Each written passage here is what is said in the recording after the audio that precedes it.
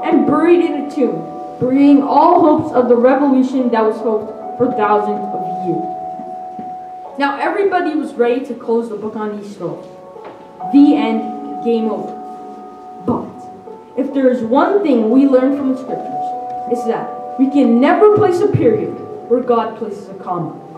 Because when all other options have been worn out, when circumstances couldn't get worse, when everything has failed, get ready, because that is exactly where God shows up. Because Joseph became second in command, the Red Sea parted, Gideon won without lifting a weapon, Goliath's head was on a plate, Esther spoke and the king listened, Daniel tamed the lion, the oven felt at room temperature, Nineveh repented, Peter became the rock, Paul rejoiced, 12 basketfuls were left over, Lazarus came back to life, Timothy built a church, Abraham built a family, the youngest son came home to a party, the walls of Jericho came tumbling down, and Jesus Christ pulled off the resurrection, defeating sin and death, and the curse is broken.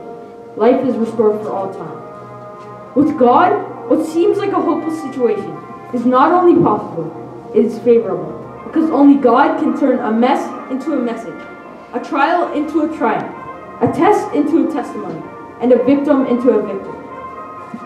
His power is made perfect into weakness. So let's rejoice in our trials and hold firmly to the hope we profess. Because he who promised is faithful, was faithful, and will always be faithful, no matter how hopeless the situation is. Amen.